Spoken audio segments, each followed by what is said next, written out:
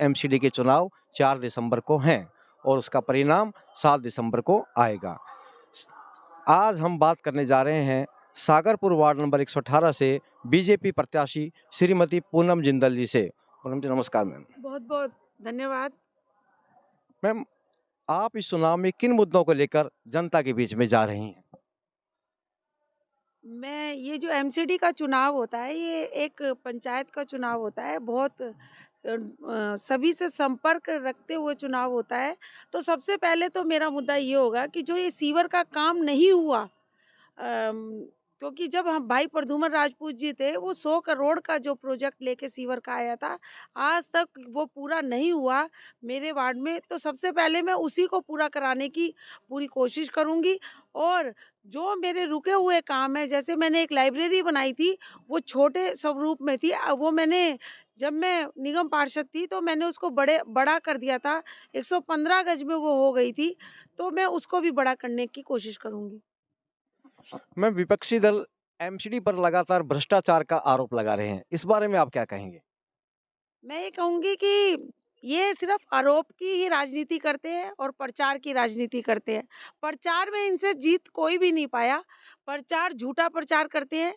आप ये देखिए कि 15 साल से एमसीडी है, तो बीजेपी को जनता ही चुन के भेज रही है। अगर जनता हम पे खुश है, तो ये परेशान क्यों है? मैम, एक समस्या आती है जो लोगों से हम सुनते हैं अक्सर, एक आवारा कुत्ते या बंदर स्कूल में जाते हुए जो बच्चे हैं उनको काट लेते हैं। इस बारे में आप क्या रणनीति अपनाएंगे? जो ये कुत्तों की परेशानी है, ये वाक़ई में बहुत बड़ी परेशानी है। हमारे क्षेत्र में भी बहुत से डॉग हैं, हमने उनका बहुत ऑपरेशन कराया। आने वाले टाइम में भी हम कराएँगे, कुछ एनजीओ से भी संपर्क करा हुआ है। परंतु इस बार अगर हम जीत के आते हैं, तो हम डॉग सेंटर बनाएँगे और उन कुत्तों को वहाँ ले जाकर वहीं छोड़ेंगे। मैम, विपक्षी पार्टियां जो हैं एमसीडी के जो स्कूल हैं प्राइमरी स्कूल, उन पर जो पढ़ाई का स्तर है उसको लेकर भी बीजेपी पर हमलावर है और उन पर आप क्या कहेंगे? देखिए, एमसीडी के स्कूल बहुत अच्छे हैं। मैंने पहले भी कहा कि ये झूठा प्रचार करते हैं। आप मेरे स्कूल में जाके देखिए, मल्टीनेशनल झूले लगे हुए हैं, सुंदर झूले लगे हुए हैं। ऊपर सोलर पैनल से हमारे स्कूलों में बिजली आ रही है। एक-एक लाइट, एक-एक ट्यूबलाइट नई है, एक-एक पंखा नया है। आप वहाँ जाके देखिए, स्मार्ट क्लासें हैं। एक दिन हमारा बैगलेस, जिसमें बच्चे बैग नहीं लाते और एंजॉय करते हैं, और उनको खेलों के माध्यम से, मनोरंजन के माध्यम से पढ़ाया जाता है। आप एक बार वहाँ जाके तो देखिए कि किस तरीके से हमारे स्कूल सुशोभित हैं।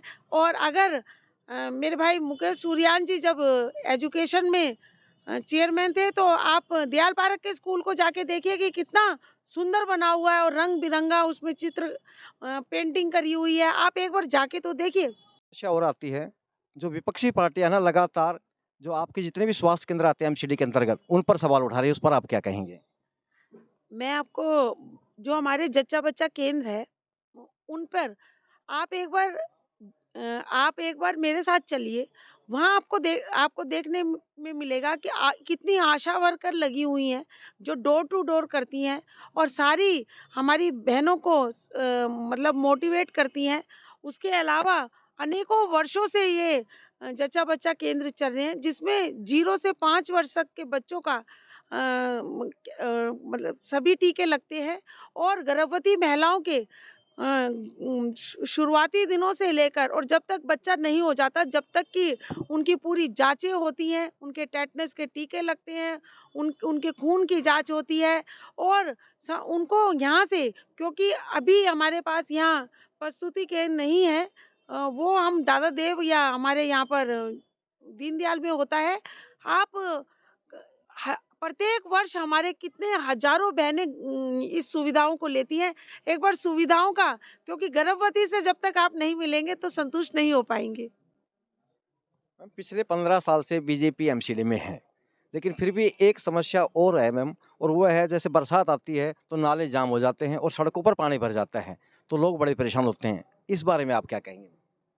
देखिए, जो ये सड़कें आगे जाके दिल्ली जल बोर्ड में मिलती हैं, और अभी मैंने कहा कि हमारा यहाँ काम पूरा नहीं हुआ, हमारे क्षेत्र का काम 2 विधायक प्रद्युमन जी के बाद 2 विधायक रह गए, 5 साल का पीरियड एक विधायक में पूरा कर दिया। मैं किसी विधायक जी का नाम नहीं लेना चाहती। अब दूसरे जो विधायक आए हैं वो 3 साल लगभग पूरे हो गए हैं। अभी तक जब तक प्रॉपर काम नहीं होएगा तो कहीं न कहीं परेशानी रहेंगी। जालियों की भी परेशानी इसलिए है क्योंकि वो कहीं न कहीं दिल्ली जल बोर्ड से मिली हुई है। और जब तक ये इन्होंने ना इस बरसात में भी ना इन्होंने अपने नाले साफ करे, ना इन्होंने बड़े वाले बाहर जो इनके गहरे नाले हैं वो साफ करे, और ना इन्होंने फ्लड के फॉरेस्ट के ये जो फ्लड के नाले हैं वो सफाई करी। तो इनका काम पे ध्यान तो है ही नहीं। ये पंजाब चले जाएंगे चुनाव करने के लिए, अब गुजरात पहुंच गए, इनका तो ध्यान सिर्फ चुनाव चुनाव चुनाव है। मैम एक आखिरी सवाल, आप फिर से अगर चुन करके आती हैं तो आप अपने क्षेत्र के लिए, अपने वार्ड के लिए सबसे पहला काम कौन सा करेंगी?